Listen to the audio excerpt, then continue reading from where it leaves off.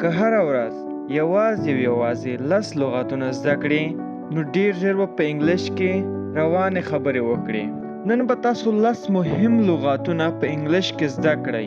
صرف او صرف ستاسو 100 منټه به ونیسي، خو ډیر اهم او مهم درس دی. امید کوم چې تر اخره پورې ویډیو وګورئ. Let's get started. The first one is intend. Intend means نیت کول یا هم قصد کول. Intend. زه اول کې جمله په پښتو وایم، کوشش وکړئ چې تاسو یې په انګلیش کې ترانسلیټ کړئ. ما هیڅ کله دا اراده نه درلوده چې تا ته زیان در ورسوم. دا به په انګلیش کې څنګه وایو؟ I never intended to hurt you. ما هیڅ کله دا اراده نه درلوده یا دا قصد مې نه درلوده چې تا ته زیان در ورسوم. دا و لومړی مثال. زه کوشش کوم چې په هر لغات کې تاسو ته 3 مثالونه راوړم چې تاسو د لغات ښه واضح او اسانه شي. زه اراده لرم چې یو نوی کار پیل کړم، یا زه قصد لرم چې یو نوی کار پیل کړم. I intend to start a new job. I intend to start a new job. زه اراده لرم چې یو نوی کار پیل کړم. هغه اراده لري چې په راتلونکي کال کې سفر وکړي. She intends to travel next year.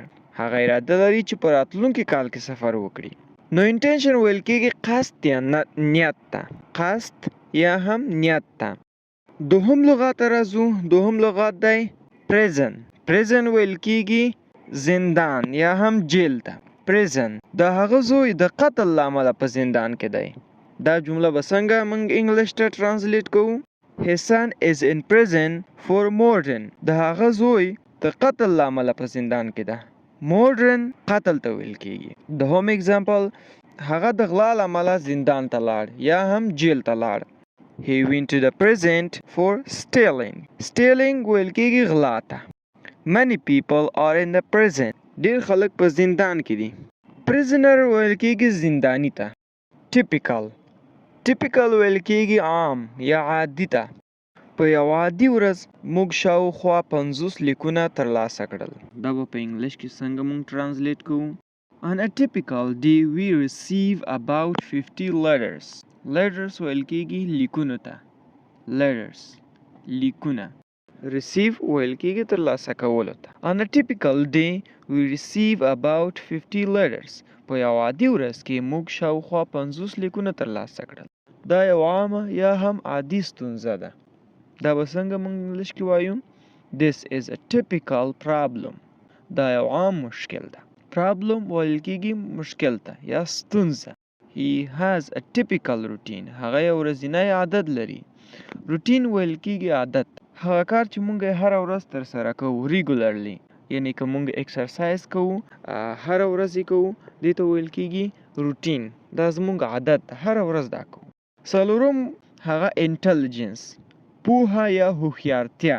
انټلیجنس پوهه یا هم هوښیارتیا. آیا رښتیا هم مهمه ده چې هوښیارتیا اندازه شي؟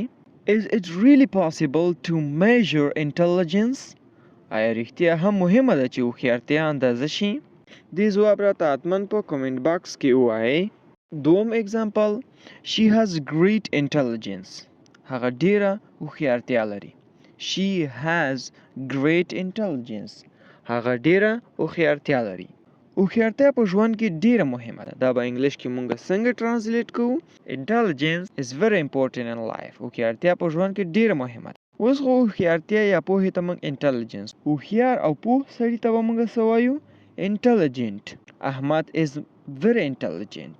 احمد ډیر هوښیار یا پوه ده. پنځم لغت هغه ده practical.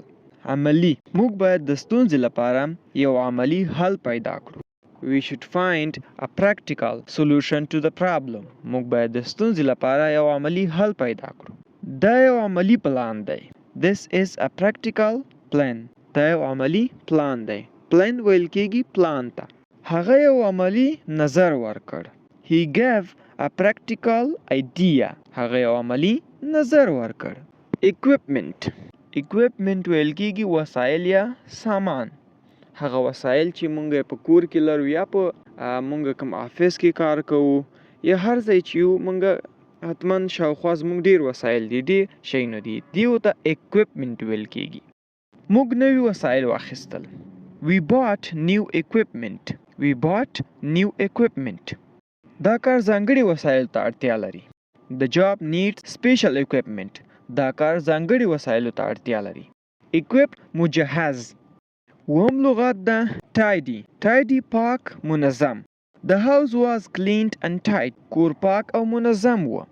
The house was clean and tidy. کور پاک او منظم و. Keep your desk tidy. خپل میز منظم وساته. Her room is always tidy. د هغې کوټه تل منظمه وي. Untidy نامنظم ناپاک. Antonymy یا هم ضد. اتم لغت ته راځو interrupt. Interrupt ویل کېږي خبرې پرې کولو ته یا مداخله کولو ته. یعنې دوه دوستان دي خپل منځ کې د څه په باره کې خبرې کوي، یو بل ملګری راځي د هغوی خبرې پرې کوي، نو دغه خبرو پرې کولو ته یا دغه وقفې ته ویل کېږي interrupt. زه بخښنه غواړم چې مداخله کوم. دا به څنګه په انګلیش کې وایو؟ I am sorry to interrupt. I am sorry to interrupt. زه بخښنه غواړم چې مداخله کوم. Don't interrupt the teacher. د ښوونکي خبرې مه پرې کوه. یعنی ټیچر د لیکچر په حالت کې دا موږ ته لیکچر راکوي، یو سټوډنټ ته د هغه خبرې پرې کوي، نو موږ ورته وایو چې don't interrupt the teacher. د ښوونکي خبرې مه پرې کوه. هغه زما خبرې پرې کړې کله چې ما خبرې کولې. یعنی زه د خبرو په حالت کې هم چې هغه زما خبرې پرې کړې. دا په انګلیش کې څنګه وایو؟ He interrupted me while I was speaking.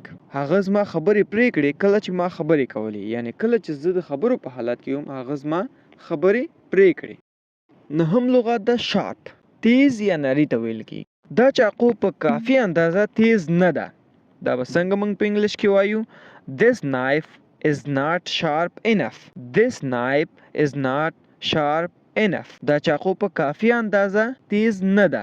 Enough کافي اندازه ته ویل کېږي. دا چاقو تیز ده. موږ به څنګه وایو؟ This knife is sharp. موږ داسې هم ویلی شو. He has a sharp mind. هغه تیز ذهن لري. He has a sharp mind. هغه تیز ذهن لري. لسم لغت ده warn. warn خبرداری ورکول. هغه ما ته د ستونزې په اړه خبرداری راکړ. He warned me about the problem. هغه ما ته د ستونزې په اړه خبرداری راکړ.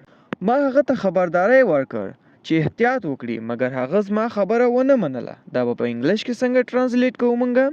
I warned him to be careful but didn't listen to me. ما هغه ته د خطر په اړه خبرداری ورکړ. I warned him about the danger. ما هغه ته د خطر په اړه خبرداری ورکړ. وارنینګ ویل کېږي خبرداري ته. ځینې اکثره ځایونو کې موږ ګورو چې وارنینګ نوشته دا د خبرداري معنا ورکوي. اکثر په کیپیټل لیټرز یا غټو حروفو باندې لیکلي وي. نو په اخره کې غواړم چې تاسو ته ټول لغاتونه یو ځل بیا تکرار کړم. انټینډ ویل کېږي ارادې کولو ته. انټینډ اراده کول. پریزن زندان یا جیل. پریزن. ټیپیکل عادي یا عام. ټیپیکل. انټیلیجنس هوښیارتیا یا پوهه. انټیلیجنس. پریکټیکل عملی. پریکټیکل عملی. اکویپمنٹ وسایل یا سامان. انټرپټ خبرې پرې کول یا هم مداخله کول. ټایډي پاک منظم. ټایډي. شارپ تیز یا نری. شارپ. وارن خبرداری ورکول. وارن خبرداری ورکول.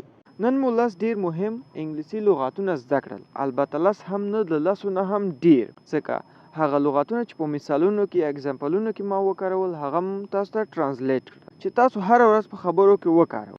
د نورو ښایسته ویډیوګانو لپاره زموږ چینل درته سبسکرایب او لایک کړئ.